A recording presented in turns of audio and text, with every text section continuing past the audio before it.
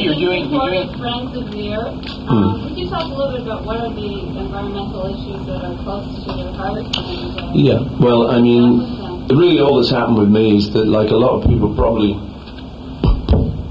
all the people in this room, this year has been the year when finally people have realised that, like, it's catching up with us, you know. I mean, I know about 10 years ago some scientists produced a thing called Blueprint for Survival, where they warned about all this global warming, but I think we all went, oh yeah, you know, the politicians will fix it up, you know, our government will do something about it.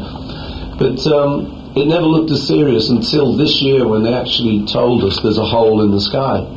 I think that's what got me, the hole in the ozone layer, that is getting wider unless someone, you know, stops using CFCs and stuff. And then you go to places like LA and you see the smog hanging over it, you think, you know.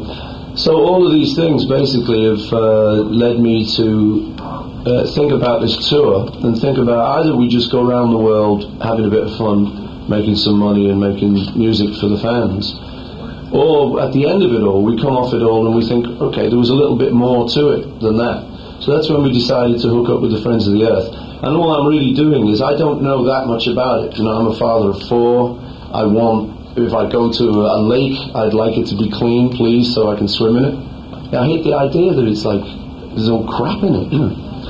And similarly, you know, you go out to sunbathe. It used to be a great thing to do. Now you've got to kind of put on Block 79, you know, before you go anywhere. And I think it's crazy, you know, we're the only species on Earth, as far as I can see, that soils its own nest.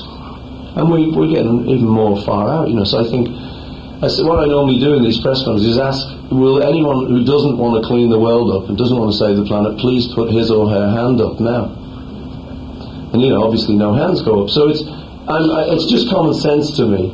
And I've got a platform here with these concerts and press conferences like this, where I actually get to talk to radio and TV and journalists, and push home the fact that people like Friends of the Earth do want it cleaned up. They don't want spills like Exxon. And if it spills, they want it cleaned up, not half cleaned up like it was, you know. So, I mean, to me, it's nothing more than common sense. It's been 13 years since your Wings Over America tour and 20 years since you performed some of the songs actually on stage. Have you ever forgotten any of the words so far? Ever? Better question, have I ever remembered them? There's always like about a line a night I go, oh God, you know, I wish I... there's a lot of words to remember in a 2-hour show, you know, and I must admit some of them elude me occasionally. But it's funny, I was in Europe and the audiences there, obviously, you know, this was like, I think Spain, and I had 2 instances. One where I got it right and one where they got it right, because often they know it better than me, you know, because they've heard these records and like they've been listening to them where maybe I haven't for the last 20 years.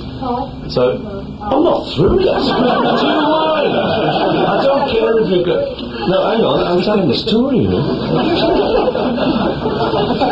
Whose life is it anyway? No, I'll tell you what, just quickly then, just very brief on this long-winded story I'm about to go on. There was this girl in the audience, and I saw her standing there, and I saw her saying, I'll never dance with a number. So I thought, right, well, I've got that one, there's one up to me. And I was doing that one right. And I looked over here, and I was doing I'll Never Dance with Another, and it was the second verse, and this other guy was doing She'll Never Dance with Another. Oops. He was right. So, you know, it kind of works out about equal. Sorry, go ahead. Well, Motor of Love from Flowers in the Dirt, I hear that as a religious hymn. Were you trying to lend yourself to a different audience? No, I have this thing that I do which is kind of quasi-religious. I did it in Let It Be, where I talk about Mother Mary. In fact, the Mother Mary I'm talking about is my own mother. And that song happened because in the 60s, one night I was a bit sort of freaked out, as happened often in the 60s, those crazy days. He said, admitting everything. But and I was a bit sort of freaked out, and I was having a dream, and my mother came to me. She died when I was 14. She came to me in this dream and sort of, you know, she said, it's all right, kind of thing. And it really did make me feel a lot better when I woke up. So I wrote the song, you know, in my darkest hour, Mother Mary comes to me.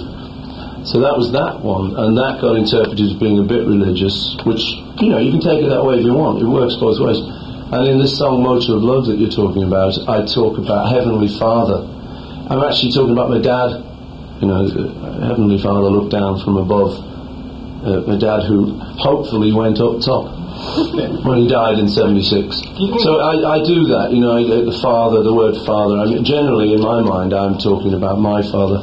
But I recognise the ambiguity and stuff, and that's okay. Well, that is the nice thing, that if anyone wants to put the religious meaning on it, I've no problem with that, you know.